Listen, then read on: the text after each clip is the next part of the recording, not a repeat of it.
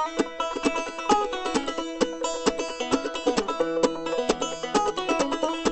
afternoon, my name is Shantiba. Welcome to Biennial Live. I'm here with the Honorable Irwin Cotler, former Minister of Justice and Attorney General of Canada, and currently the Member of Parliament for Mount Royal. Quebec. And you have a critic portfolio as... I'm characterized as the Special Counsel for Human Rights and International Justice. That's human rights and international justice. Well, you know that Canada obviously has a tremendous record on human rights, in no small part thanks to your hard work and in your tenure, and the hard work that you continue to this day and throughout your life, which is in fact one of the very reasons that the Union awarded you this Bearer of Light Award, the Eisendrath Bearer of Light Award, which is one of our highest honors.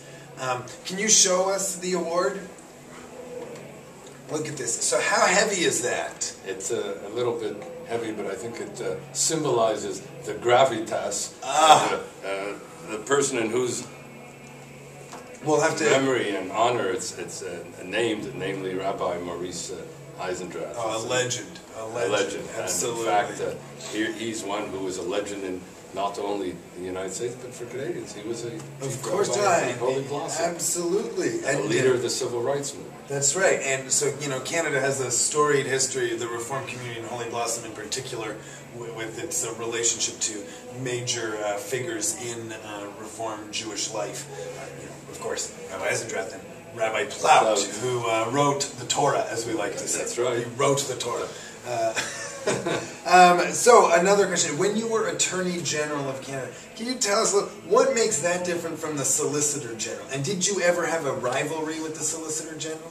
You mean, I speaking about the American? Or for you, no, here in Canada. No, there's no longer any Solicitor General. Oh, no longer? No longer. What we now have, because these positions have been reorganized, there's the Minister of Justice, who is also the Attorney General of Canada, who was, until the conclusion of my mandate, also the Chief Prosecutor. Okay.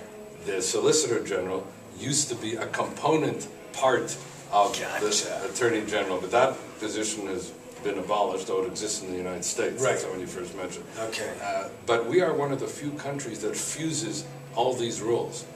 There's some question as to whether the same person should be occupying all these functions, because you know when you sit in cabinet and you're a Minister of Justice, you're sitting there as a minister of the government of the day. So there's a political thing. And you're expected to abide by cabinet solidarity. That's what position the government takes, you're supposed to support it. But if as Attorney General, in your role as a legal advisor, independent legal advisor to the government, you think what the government is doing in adopting a policy is not the right policy, you have to speak up and say, you can't do that. That is not in accordance with the rule of law. And then you have them looking at you and say, you know, are you a member of this government? Yeah, whose side are you on? And that, in fact, was said to me. From time to time. Well, can you tell us a time where maybe now it's out in the public record so you don't feel embarrassed about when you push back a little bit? I can tell you, cabinet matters are more difficult to discuss. Of course, but of course. I can tell you that when I was a member of Parliament and before I became, and I'll give you another example of something.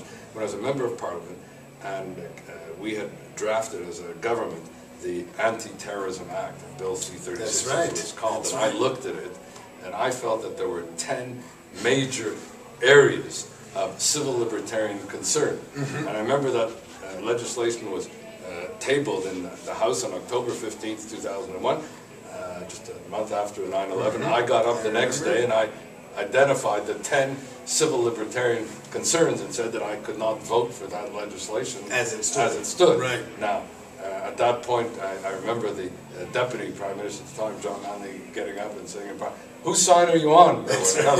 I was supposed to support, as a member of Parliament of the government of the day, the government's own legislation.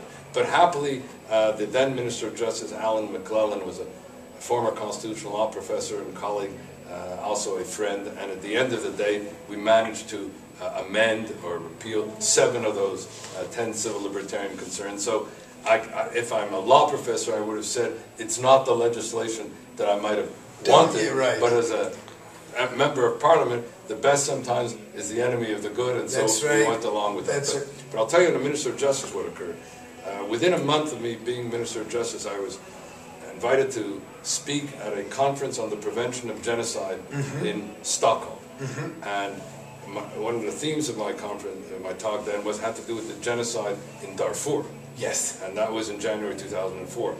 At that time, the government got wind of the fact that I was going to be speaking not only about the prevention of genocide, I was going to characterize what was happening then in Darfur as a genocide. So they got in touch with me and they said, no, you can't do this because the government has not yet adopted that policy. Sure. So I said, well, once as Minister of Justice I characterize it as a genocide, then the government will have determined that it is. And I said, no, you can't do it. And then I remember the Prime Minister was speaking with me, he said, look, Irwin, we haven't yet taken a position on it.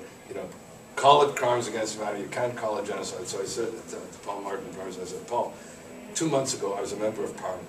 As a Member of Parliament, I got up in Parliament and I referred to what was happening in Darfur as a genocide. That's right. Has that which was a genocide when I was a Member of Parliament stopped being a genocide now that I'm a Minister of Justice? I said, I'm sorry, I have to call it as I believe it to be. And he said, fine, Irwin, you will call it what you believe it to be, and we will call it what we believe it to be. Irwin Cotler, ladies and gentlemen, always on the side of human rights. Thank you very much. Not at all. Appreciate the time.